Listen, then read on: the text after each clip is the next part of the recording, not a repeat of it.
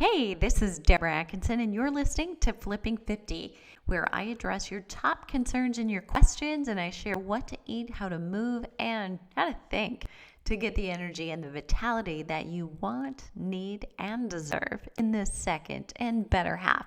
And today, it's all about answering questions. Actually, this is just a reader question. And I'm going to dive right into it because we all have this question. What's the best way to do core? So if you found you aren't asking what's the best way to do core, I'm willing to bet that you're perking up and wanting to know the answer to this question. So here we go. There are 5 points I'm going to make about this, and I want to let you know that this short, quick episode is sponsored by the Flipping 50 Fitness Specialist Certificate. And it's a whole program. So it's designed for personal trainers and health coaches, or those of you listening who are thinking, what's my next career move? And you'd love to, because women in midlife actually would rather work with a woman in midlife who gets it. Not only has the knowledge about health, hormones, fitness, but also has a little life experience and understands exactly where she is. I'm going to link to the Flipping 50 Fitness Specialist in the show notes. And by the way, if you're working with a trainer or you're looking to work with a trainer in your area, check us out and ask about the directory for Flipping 50 specialists who are in the know about hormone balancing exercise and not likely to give you one of those exercise prescriptions that'll make you worse instead of better. Okay, let's get right to it. So there are 5 points I want to make here about what's the best way to do core and my response. Number 1, in a way that has an optimal risk-reward ratio. So you really want to think about, don't do something because somebody said this is a cool exercise, or it looks good, or it feels effective, or it makes you feel a burn if there's risk associated with it. Now, a lot of the exercises that come with risk you may not really know are risky. Crunches and sit-ups are among the biggest risks. But something that has very little reward is actually a plank, a static plank. And I'm going to link in the show notes to a very recent episode that I did with physical therapist Martina Young, where we were actually talking about whether or not you should spank your plank and pick other better exercises. So you want to look at something that's got function. That's actually number 2, so I'm skipping ahead. But you want to mimic what your core does as its primary function. And I'll tell you right now, freeze. And then ask yourself, right now, are you basically stabilizing? So if you're standing or you're sitting, you're stabilizing. And potentially, maybe you're not doing a lot, but your arms potentially are moving on a keyboard. Maybe you're standing, you're doing something at the sink. Maybe you're driving and you're sitting, and you even have a backrest, but yet your core is still activated enough so that you can have your hands on the steering wheel and your foot on the accelerator and then the brake. So your core stabilizes, keeping you still, keeping your spine safe while your limbs are moving. So it really doesn't make a lot of sense to do a static plank and hold it for as long as you can, because never, ever, ever, ever, ever, ever are you doing just that? I mean, when are you going to be suspended between one cliff and another where you have to be able to hold on? Probably unless you're going to join the circus. That is not a skill that you need to work on. Number 3 is less core isolation and more core integration.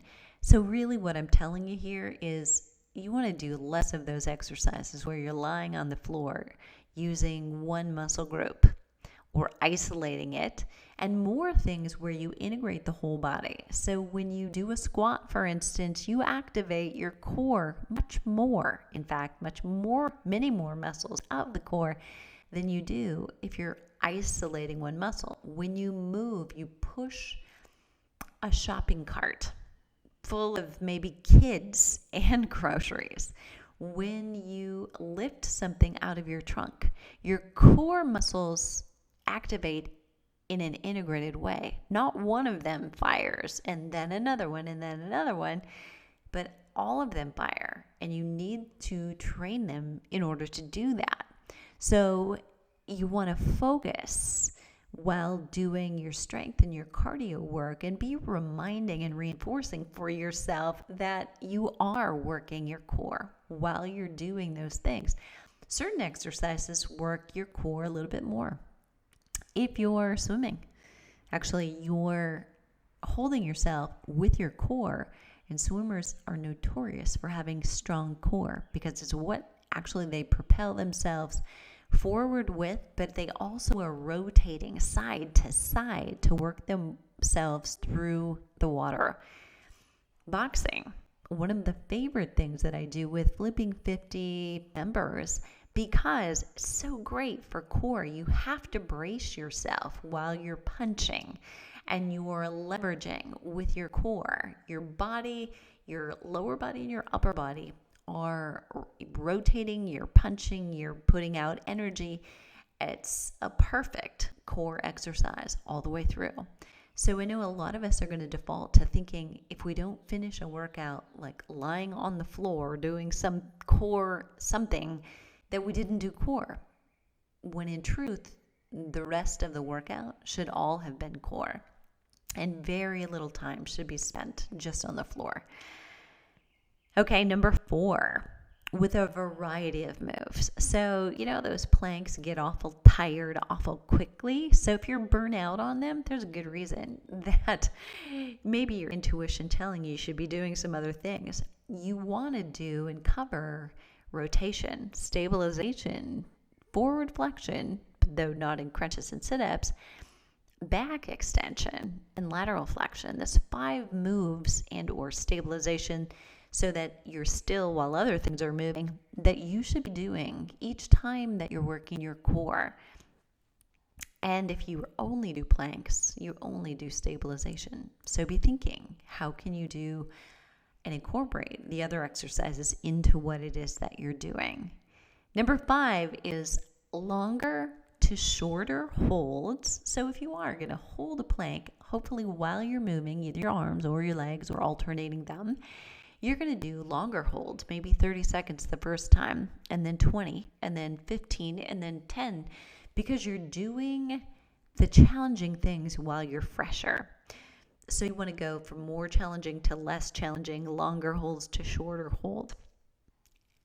And so you're training always the good ones while you've got good form.